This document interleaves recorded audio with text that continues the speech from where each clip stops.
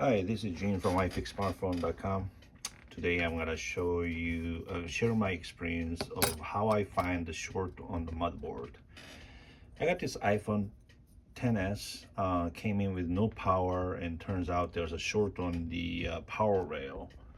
So at first, you don't want to go through trouble of splitting the board like this, but at first, when just testing it, you had a power line shorted, so I ended up splitting it because there I couldn't really find any the shorted line on the power line from the top layer. So I split it and tested the top board, and turns out the top board boots up fine.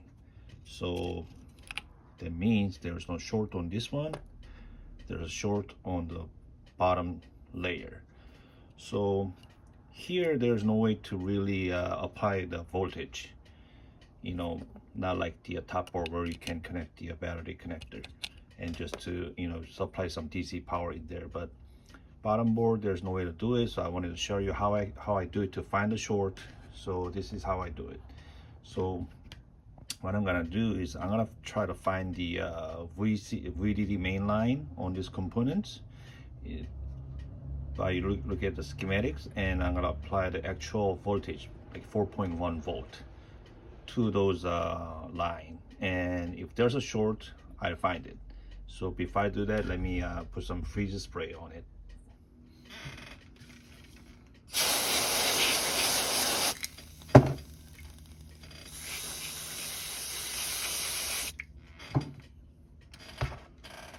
So I had this covered up in ice, and there's a cap right here, down here, for the VDD main rail. So if I apply the correct voltage, and if there's a short, I'm hearing there's a short at this time.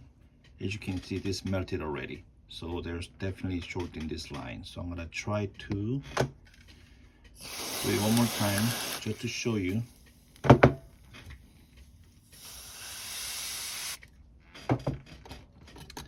And apply the voltage again.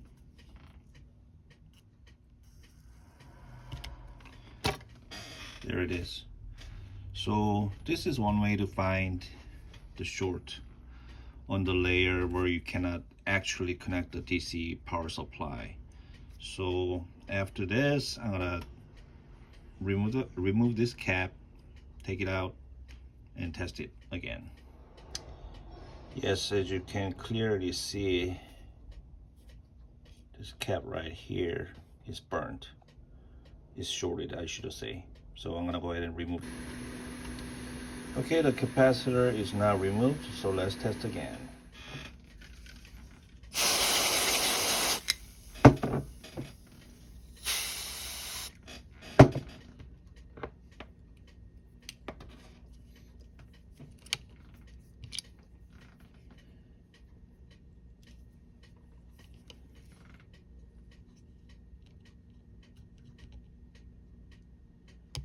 There is no short, so it looks like the problem has been solved. So I just gotta find the right value of this capacitor, replace it, it should be good to go.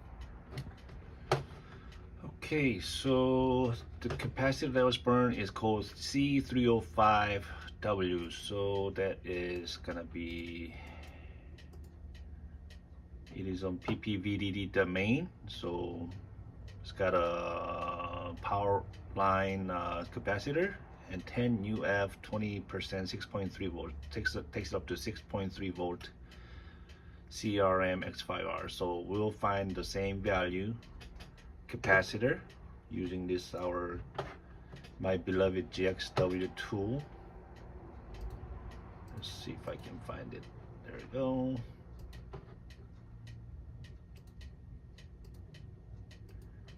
Most important. All right, so these caps are like everywhere from iPhone 6 Plus and on, so I can just pull same thing from the 6 Plus, which I have tons of them. All right, so on 6 Plus, it's this cap right here, right above the, seems like the display coil. So I pull that. Okay, according to the schematic, it's right, let's see, this one right here. So let me zoom that in for you.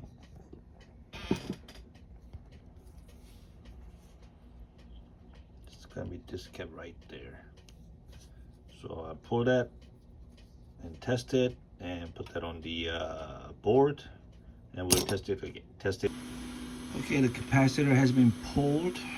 As you can see, it's pretty small. So make sure this cap is not shorted, so I'll have to test.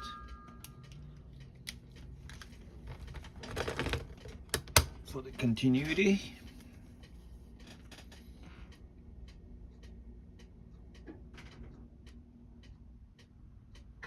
Yep.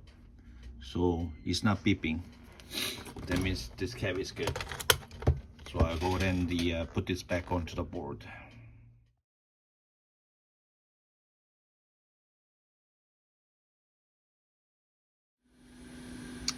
Okay, the capacitor has been replaced, and I'll just test for short.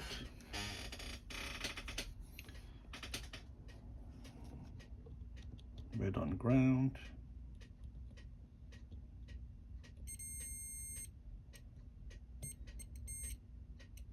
Ground is good, and I'm getting a 266, no, actually 311 on the other side.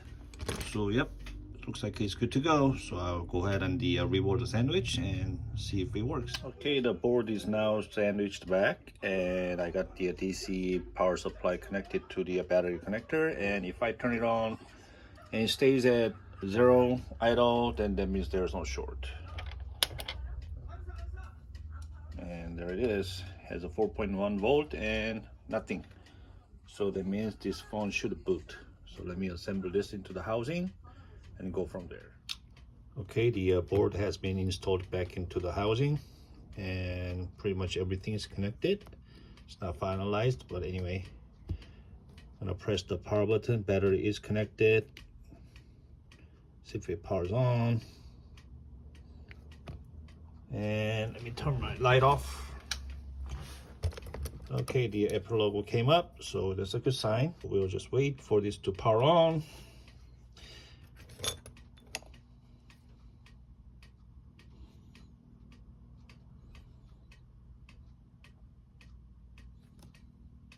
There we go, got to the home screen, and it's asking for the passcode, but obviously I didn't get that data yet from the customer, so I have to get that. But as you can see, the touch is working, all good. So I say this repair is a success, and if you have any questions, please contact us through ifixsmartphone.com. Thank you.